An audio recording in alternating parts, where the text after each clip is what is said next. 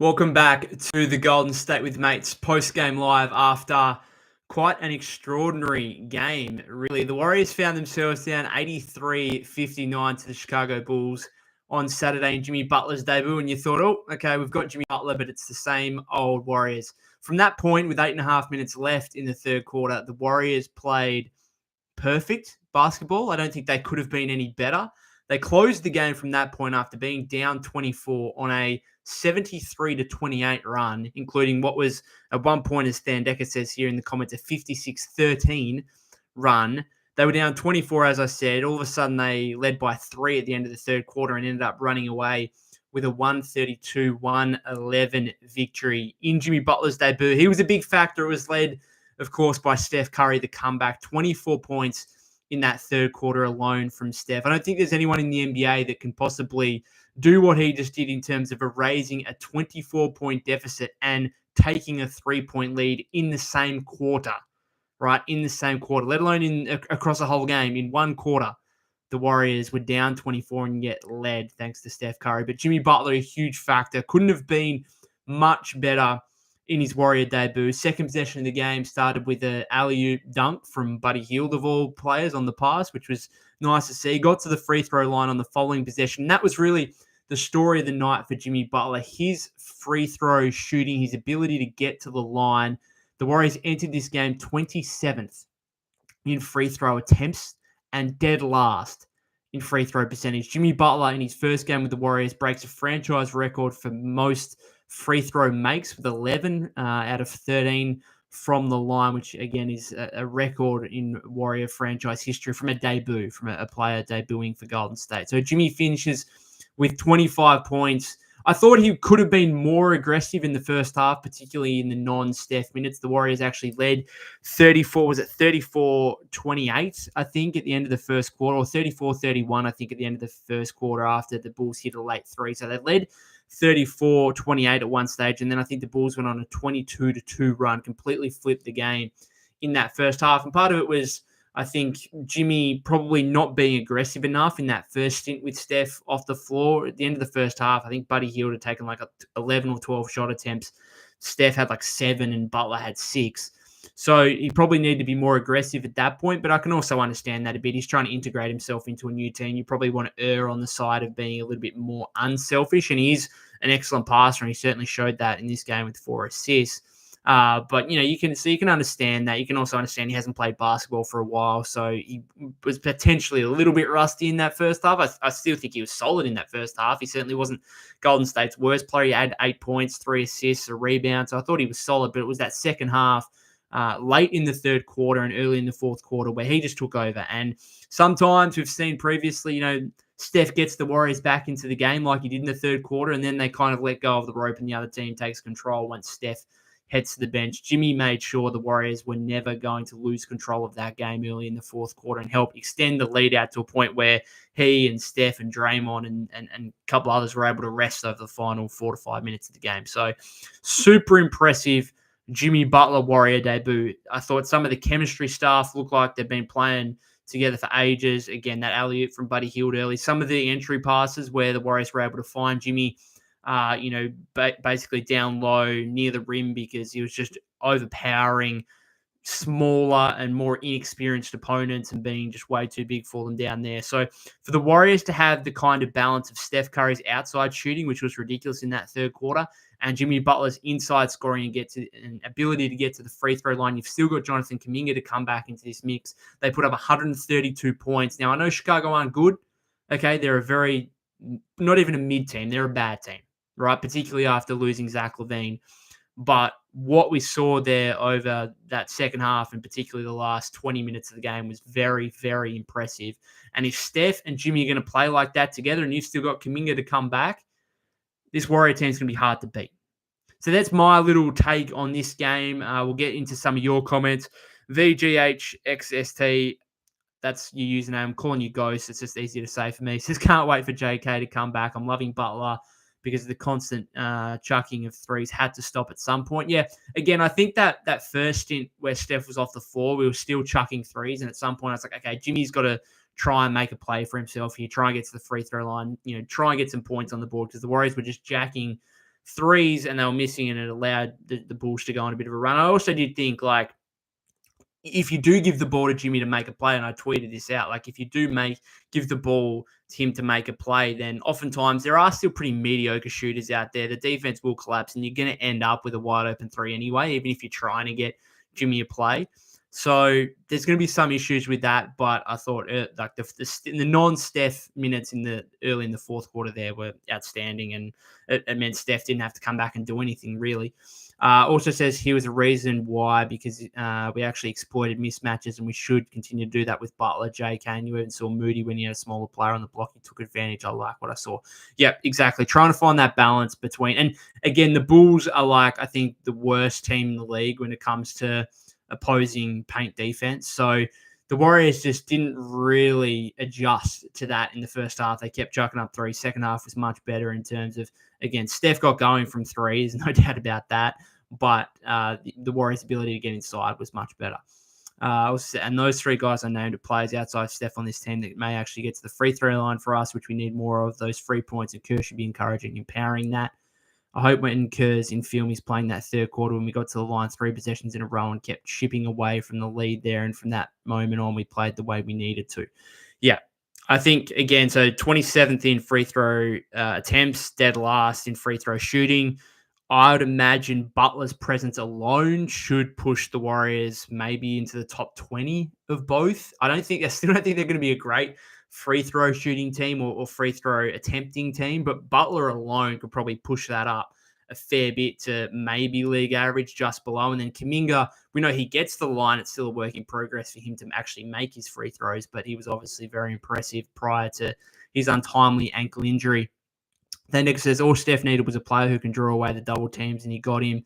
Then also says Guy and Post were amazing. Yeah, Guy Santos helped turn the game in that third quarter, and Quentin Post, bit of a rough opening. First half wasn't great. There was, I know Slater tweeted out at halftime that he wouldn't have been surprised if the Warriors went back to starting Draymond at the 5 in the third quarter, as they did against the Lakers the other day. But credit to Quentin. I mean, he hit a couple of threes early, and, you know, he's really outplayed. You know, I've spoken about how much I wanted Nikola Vucevic before the trade deadline, but this is 2 games in a row now in a short span where Quentin Post has thoroughly outplayed Nikola Vucevic. Post had 18 points, 7 of 10 shooting, 4 of 7 from 3, 3 rebounds, couple of assists. I thought some of his defensive plays in the second half were a little bit better, some in the first half. I know I saw a lot of people on social media criticizing for being a bit soft. Maybe, look, he's a work in progress on the defensive end, but I think Steve's already been happy with some of his development on that end. And, you know, his shooting from the 5 spot is so desperately needed. And you look, Vucevic did not have a great game. 10 points, 4 of 11, 4 rebounds, was pretty useless, minus 27. So Quentin Post outplaying Nikola Vucevic in both games here. And certainly just reward for him to be getting that standard contract that he has now got as a result of the Jimmy Butler trade. The Warriors opening up roster spots and being able to sign Quentin Post to a guaranteed contract. In fact, if anything, and I wrote about this, I'm disappointed the Warriors only able to get Quentin Post to a contract for the end of next season. I would have preferred, obviously, Trace Jackson-Davis, another pick in the 50s in 2023, signed a guaranteed contract straight up for 4 years. In retrospect, you would have liked the Warriors to probably sign Quentin to 4 years, maybe had, you know, team options on the 3rd and 4th year. But, you know, if this guy actually turns into a rotation caliber center consistently that's capable of playing 20, 25 minutes a game, then all of a sudden that kind of player is going to make $8 to $10 million at least per year. And the Warriors, you know, signing Butler, assuming they're going to sign Kuminga in the offseason, they're going to try and have to get as much value as they can. I would have liked them to potentially get Quentin Post on a 3 or 4 year contract here at a really low number like TJD's on, for him to be off the team, because at the end of the day, that contract is perfectly fine. You need to have guys making less than $2 million a season. And so it is what it is. I'm sure his agent was probably like, no, we don't want to sign a 3 or 4 year deal, because from what you've already shown, like, you could be making $10+ million in a couple of years, rather than, you know, trying to get that. You know, he could have got that more longer term security, but, you know, he's looking like an NBA player. already. And it's a good sign for the Warriors either way. But, could have done with maybe adding an extra year or two from the Golden State side. FTW Clan says Butler is a winner who has that dog in him. He was huge getting to the basket and getting to the line. Of course, Steph's third quarter was fire. Stan Decker also says, we finally have a player with a superstar whistle. Also says, I'm so happy that Kerr didn't bench Steph during his flurry. Yeah, rare for Steph Curry to play an entire quarter, but he did. He just spoke there at the end because someone asked him and said, with Jimmy now on the team, does it make you feel better about playing Steph the entire third and then getting a significant rest to start the fourth? And Steve kind of said, well, no, I'm not really happy with him playing the entire third quarter or, playing 12 minutes in a row. But he was on that much of a heater. 24 points in that third quarter, finished with 34 points on 10 of 19, 8 of 16 from three-point range. He got to the line 8 times himself, 5 rebounds, 6 assists. So, again, as I said before, if Steph and Jimmy are going to play really well together like that, and that was just their first game, this team's going to be pretty hard to beat. I want to be cautiously optimistic because it is the Chicago Bulls, and the fact we found ourselves down 24 early in the third quarter is a little bit frightening. But again, that last 18 to 20 minutes was perfect basketball, really. Empire says, what is great about Jimmy is that when he drives to the rim, he doesn't get the ball ripped as much as Wiggins and Kuminga does. Good point. Very good point. You often see some turnovers there, and with JK and previously Wiggs, obviously, but Jimmy, very, very strong ball in hand, and his ability to also break the paint as well. Like the Warriors don't have too many guys that can even get to the paint, let alone actually finish. So his ability to break the paint, he had like one in that fourth quarter there where, he got to the paint, caused the defense to collapse. Quinton Post had a wide open corner three, nailed it. So, his passing as well, once he actually gets to the paint, had a couple of, drop-off passes in the first half. I think Looney got a layup at one point. Just good, nice, easy offense that is actually, it's a refreshing sight for Warrior fans. Like oftentimes through these last couple of months, offense has been really, really difficult. And it's just been a case of chucking threes and hoping for the best. And, Jimmy Butler brings a different dynamic now. Kothanek says Jimmy was so passive in the first half. Happy he woke up. Yeah, like he was a little bit passive. You would have liked him to be more aggressive, but again, I think it's coming to a new team, even though he's done it multiple times before now. Like it's not necessarily. I'd imagine it's not necessarily the easiest thing to do. You're just trying to play within the flow of the offense, and I actually thought that was really good to see as well that Jimmy was so effective in the Warriors system. Like I didn't think the Warriors necessarily. Now they did make a big difference from the first half to second half in terms of being more intent on getting inside against the Bulls' lackluster interior defense as opposed to just chucking threes. But I didn't think there were too many times necessarily where, the Warriors necessarily gave Jimmy the ball and, asked him to go make a play. Like they did that a bit. Don't get me wrong. They did that a bit where they kind of got him in the mid-post area and said, all right, go to work. But I don't think it was like overplayed too much, if that makes sense. So I like the fact he got 25 points. He did it on 12 shots, right? Super efficient. And it kind of seemed like the Warriors' normal style, I suppose. But now they've just got someone who can get to the free throw line and can actually finish at the rim because that's been such an issue for them. So it was impressive. Joseph says Quinton played good, Pod's good. Yeah, Pajamski continues his good form. A bit inefficient, obviously, the other night against the Lakers, but he had 16 points, 5 rebounds, 7 assists, plus 26 in this game in 29 minutes. So Pod's impressive again. The one gripe I have, and it's not with Pods, but it's with Steve. Late in that first half when they were going to Steph, Pods, Buddy, Jimmy, and Draymond, look, the Bulls were shooting the lights out and, they obviously slowed down in the second half, but you're not going to be able to stop too many teams when you've got Steph, Pods, Buddy on the floor together at the one time. And I don't think we saw too much. Maybe we did. I'd have to go back and watch, but I don't think we saw too much of that in the second half. Like we saw more of Moses. We saw more of Gee in the third quarter. We saw more Quinton Post. Like I think, when you're going to play, particularly when you're going to play Draymond at the 5, like you need to try and surround him with size and not have 3 guards and Draymond at the 5. Like you need to be playing, bigger guys, Moses, Gee, Kuminga when he comes back. I think ultimately the Warriors' best lineup here is probably going to be Steph. One of Buddy, or Pods. Probably the way he's playing, probably Pods. Maybe Moody, one of those three guys, and then Butler, Kuminga, Draymond. And if you need to go a bit bigger, like Quentin Post is still there. He played 20 minutes in this game. Looney, solid again, 7 rebounds. Just does what he does kind of thing in 11 minutes. So it's going to be interesting to see what happens going forward. Young West says, I hope Buddy Hill wins the All-Star 3-point contest and can get out of this funk. We're stuck with him. Plus, he's a warrior and have to look for the positives. Yeah, like, I just don't like the shot attempts. Like, he took 13 shot attempts, 4 of 9, 14 points, 5 rebounds, 3 assists. I mean, I assume you can probably argue, well, if he's actually not taking shots, then what's the point of having him out there? And I guess that's partly the case. But at halftime, when you look at the box score and Buddy's taken 11 or 12 shots and Jimmy's half that and Steph's nearly half that, it's like, what are we really doing here? Pete Rock says, what turned the game around was the end of the first half. Well, they kind of came out pretty slow to start the third quarter too. They were down, I think, they're down like 30. What were they down at halftime? Threes. They were down 14 at halftime. Then the Bulls came out, I think, on a 13-3 run maybe at the start of the third quarter. But 8.5 minutes to go, that's in the third. That's when things just abruptly turned in a way that I don't think we've ever seen in a game this season to date. Rancuna says, we've got to get a better shooting guard than the starting 5-man, but he is not a starter. Agree. I don't know if they're going to go back to Pods, whether it's Moody, whether if Post is going to start, can they go to Steph, Jimmy, Kuminga, Draymond, Post? Don't know. Thanega also mentioning Post outplaying Vooch. Pete Rock says, I see Kuminga learning a lot from Butler's foul drawing. Does he have to learn a lot? If I'm JK, I hope he learns how to make them. Like, JK gets to the rim, gets to the free throw line a lot, gets to the rim a lot, gets to the free throw line.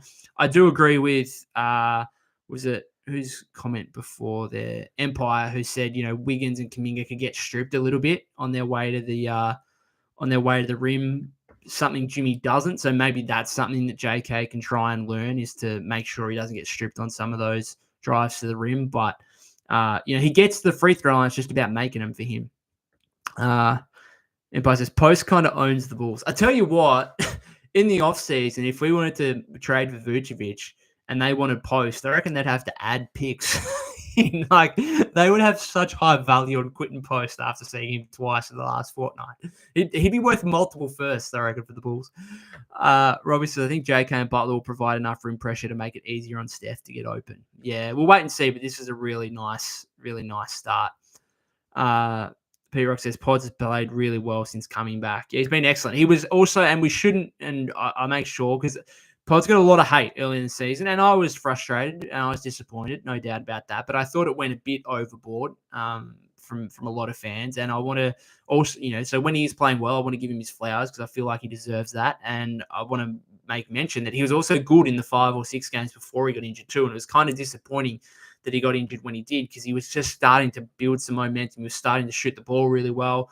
But it's been great to see that after that was at a 12-game absence. So it's a fairly lengthy stint on the sidelines. It's good to see him pick up and build from where he left off and be so good. Had that career-high 29-point night against the Jazz earlier in the week. And I think his scoring and his shooting is coming along. I think he's looking a lot more confident. 7 of 11 from the floor, took another 5 3-point attempts, made 2. And again, we know like the rebounding, the assists are going to be there. Like, he's getting back to basically what he did in his rookie year, which is a really efficient all-around player, able to contribute in multiple ways. We'll wait and see. I think, we'll wait and see if they try and acquire another backup point guard. I don't really like any of the options. Like, if Malcolm Brogdon was bought out, sure, but like Reggie Jackson might be the best option right now. And I'm thinking, is he really going to play in this rotation? Do we want Reggie Jackson? I don't think so. So maybe it's a case of Jimmy is kind of the backup point guard and Pods is that combo guard that can do some playmaking stuff, but you don't want to see too much of it. You want to see that offense run through Jimmy as much as possible. And then obviously those bench units as well, you're going to have Kuminga in there too. FTW Clan says, does Buddy get any love for tonight's game? He did go 4 of 9 from 3. So if he goes 4 of 9 from 3 every game, that's fine. Like that's fine, 44.4%. So I thought he was okay. He scored 14 points, 5 rebounds, 3 assists, couple of steals. I thought he was okay. But it's about the consistency. Like he's capable of that. He's capable. He's shown he's capable of, 14, 18, 20-point games. Like he is capable. It's just about finding the consistency and being able to, particularly if the Warriors make the playoffs, like at the end of the day, you want to go into every playoff game kind of knowing what you're going to get from, every player. And, Buddy Hield, unfortunately, the gap between his best and his worst is just too far at the moment. And probably has been throughout the entirety of his career. But, he's going to have his good games. And this one was solid enough. I just, sometimes I think, he probably should pull back on the non-3-point attempts, and maybe some threes aren't great looks either. But, we can't have everything, can we, with Buddy Hield. PM says they need to sign Kevin Knox, bro, for bench points. I agree with that. I wouldn't be surprised.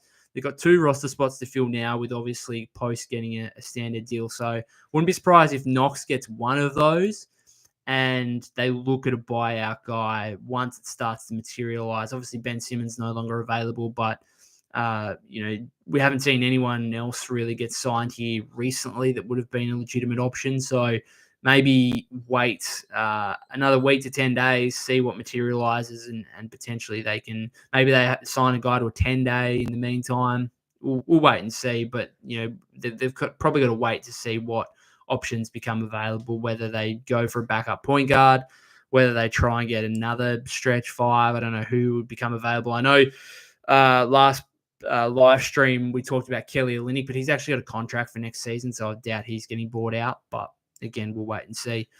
Empire says with Kuminga and Jimmy, the Warriors can finally get more foul calls. Then Dex says Steph and Jimmy combined for 59 points. Again, third time I'll say it, if they played that well together, it's going to be hard for other teams to beat Golden State. We should try to find a 3-and-D 2 guard to play next to Steph. Imagine if this team right now had D'Anthony Melton, a fully fit, up and about D'Anthony Melton, which I suppose we probably wouldn't have had Butler if Melton didn't get injured, because Melton got flipped for Schroeder, who then got flipped for Butler. But he'd be perfect if you could have Steph, Melton, Butler, Draymond, and then you got Kuminga still off the bench, Pods off the bench, Buddy Hield, being still part of the rotation, but not being as big in as big a role, you could say. Melton would even be more perfect for this team now that they've got Butler. So hopefully the Warriors can bring Melton back in free agency. That would be ideal. Then as we play Milwaukee next, they've been good recently. Yeah, that'll be a big test. Trying to play some good teams. Again, it's an impressive start. It's slightly disappointing they got down 24 points and then had to reel off a 73-28 run like they did. But it was good to watch regardless. I am, again, thinking they did come against Chicago. Not a great team. We'll wait and see what they can do against some of the better teams, particularly once they start facing some West teams and teams that they're really battling with to try and make the playoffs. That could possibly be the go. Again, imagine if you could put Melton into that GP2 spot. Yeah. Orlando says that should be the lineup from here on out. I'm not sure GP2 should be starting. I don't hate it. I just don't think GP2, Draymond, Jimmy, it's just not enough 3-point shooting, I don't think. And Antolis says, Buddy sucks regardless. Orlando says, I hope Bojan is bought out. Yeah, he's got injury issues at the moment. I'm not sure how good he'd be. He's a good shooter. Don't get me wrong. He's been a great shooter his entire career. I don't know how the injuries are with him right now, and therefore he's never a great defender to begin with, let alone with these injuries and his age. What is he, 35, 36 now? How old is Bojan Bogdanovic? He is 35, yeah. So, I don't know. You'd have to do your due diligence on him in terms of can he actually provide you anything over the remainder of this season. But the only thing I will say about him is, yes, he's not a great defender, but he at least does have some size, which, again, is my biggest issue when some of these 3-guard lineups with Steph and Pods and Buddy Hield, who are 6'4" and under. Bogdanovic is 6'7", isn't he? Am I right in saying that? I think he's 6'7". He is 6'7", according to Wikipedia. Orlando says, go get Melton this offseason. Yeah. I think ideally this offseason, you go get Melton on a minimum. Perhaps you re-sign GP2 and Looney on minimums. Although I'm not sure do you need to re-sign GP2 if you're going to get Melton? I suppose, because you're not going to sign Melton thinking, oh yeah, he's going to be playing 50 plus games. Like, you'd probably be signing him with the expectation that he'll play like 30, and then anything more than that's a bonus. Steve says, yes, Warriors and Raptor fan here. Good to have you in the chat. Hensela says, get Bojan Bogdanovic for the bench.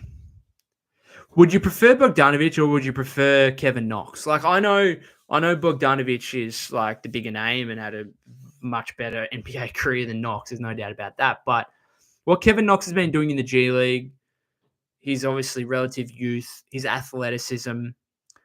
What I've always said about Kevin Knox, that, from going back to when he first signed with the Warriors in Summer League, was this guy's never been on a good team. Not a good team, just a semi-competent team. Like Knicks when he was there, trash. Trailblazers, Hawks, Pistons, all trash. Like every team he's been on during his tenure, they've been trash. And you know what? Maybe he's contributed to that. But I actually wouldn't mind seeing him. And I'm not saying the Warriors are good. They've got a 500 record, right? But they are semi-competent and they're also trying to be competitive. Like they obviously just acquired Jimmy Butler. They're trying to make the playoffs. And I don't think, they could sign Kevin Knox. I'm not even sure he'd get an opportunity in the rotation, but I just wouldn't mind seeing it because, again, throughout his entire NBA career, 6 years or whatever, like he was always with bad teams. Like he never played with two guys like Steph Curry and Jimmy Butler. Like never played with, or Draymond, like never played with those kind of guys like that. He was always in young rebuilding teams.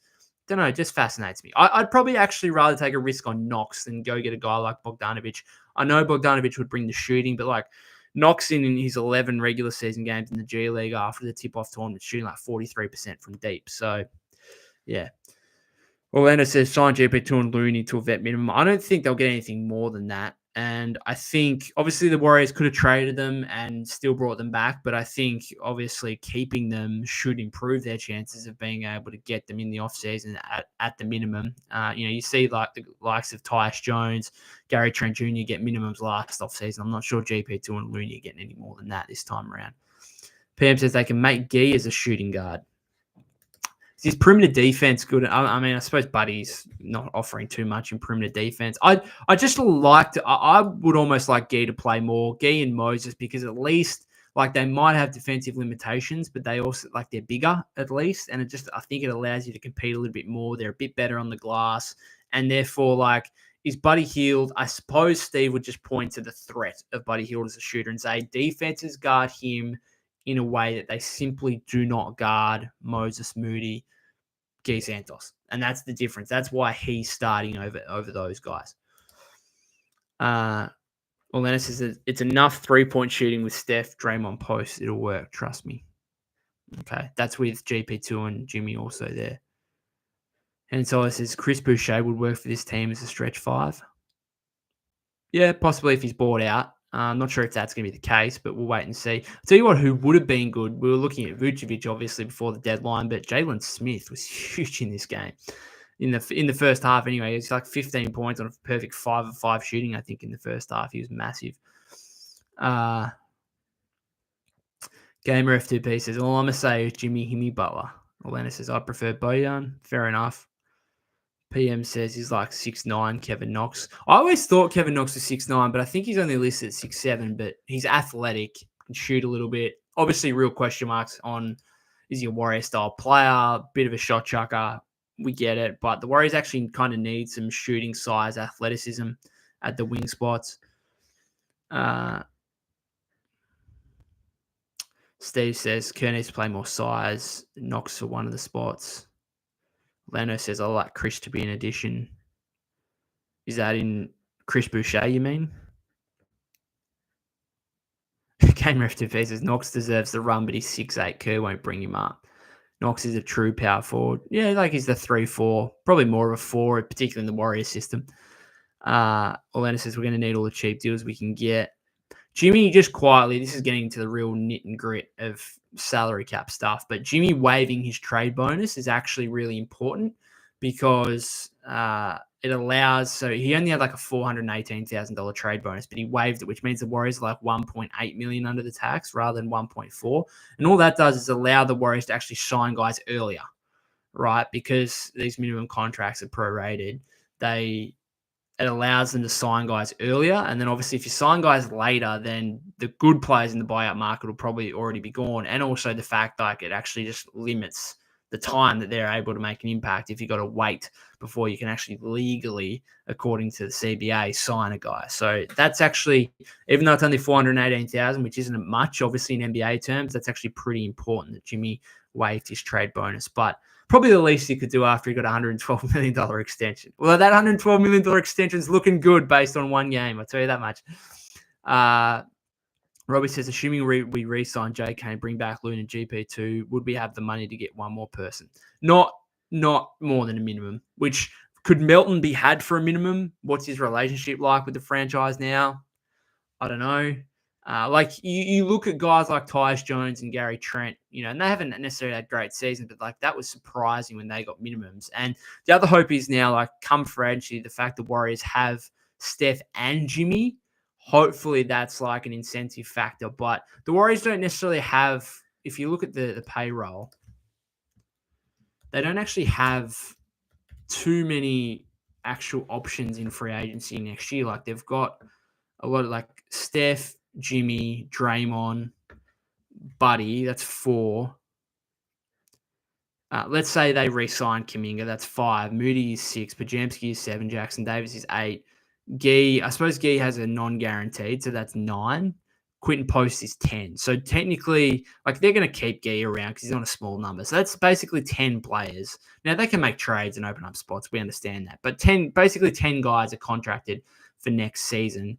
So that leaves them with, they're not going to sign 15 guys. That leaves them with 4 basically, which is going to be, hopefully, I suppose Looney and GP2. And then they're going to have 2 other spots. We'll see obviously what they do over the remainder of this season because they're still going to sign 2 more guys anyway over the remainder of this season. They could just probably forego bringing GP2 back if they got Melton. But again, I don't know how much you trust Melton's body. Obviously, he's going to miss the start of the season, you'd imagine.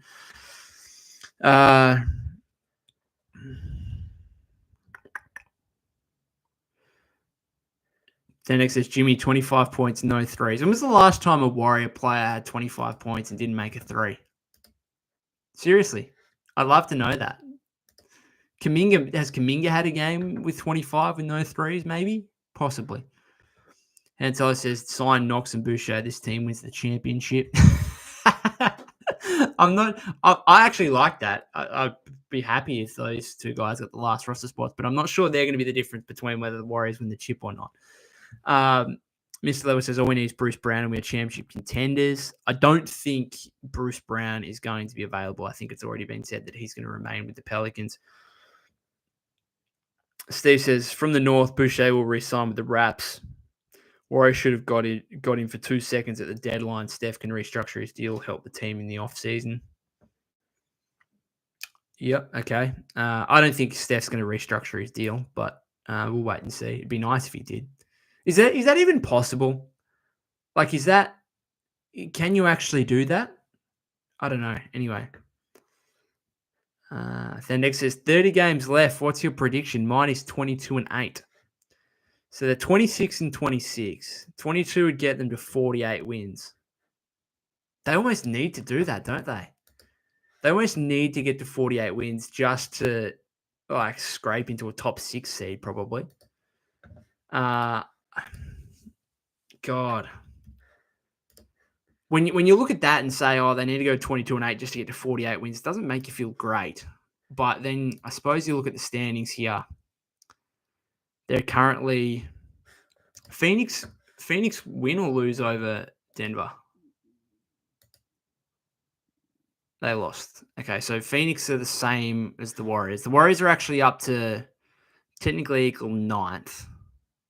They're a game and a half back from the Mavericks. Clippers might be gettable, although they just got our man Ben 10.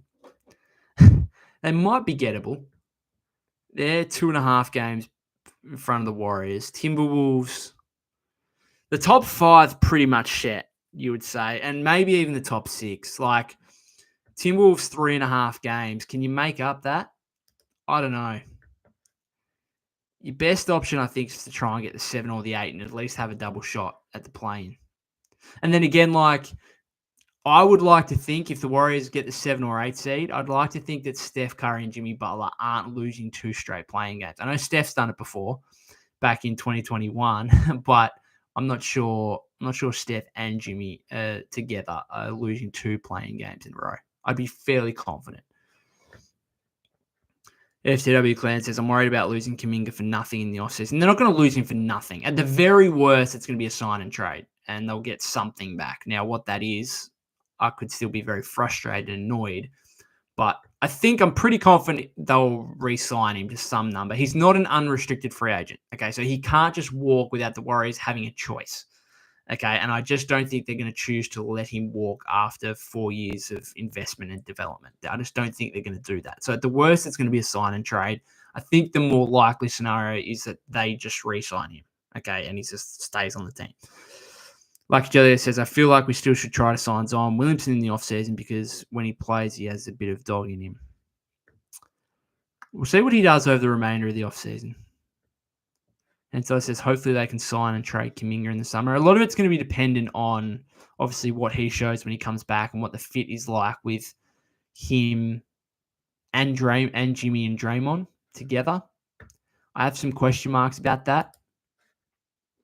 I can't be the only one that thinks that Draymond might need to go back into a bench role at some point. Don't know if it's going to be... I know he obviously did it for a game or two earlier in the season. Feels like you could do that a bit more confidently now that you've got Jimmy. Like you've got that second star. So it's not like Steph and a bunch of young guys. It's like Steph, Jimmy, and like Kuminga. And I don't know what they're doing in the 2 guard, but we'll wait and see.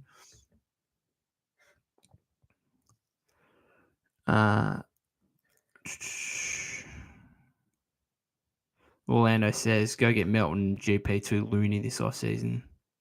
Mr. Level says, I still think Warriors will be in the KD sweepstakes in the offseason. Suns are in trouble. Possibly. They could just flip. They wanted to do the 3-team trade where Butler went to Phoenix and KD went to Golden State in the at the trade deadline, obviously. And KD didn't want to do it. So Warriors like, all right, we'll just take Jimmy. They could revisit that in the offseason potentially. Well, then it says Cam Johnson if a sign and trade. Possibly. Then next says, I'm happy Lakers lost Mark Williams. Their fans are getting cocky.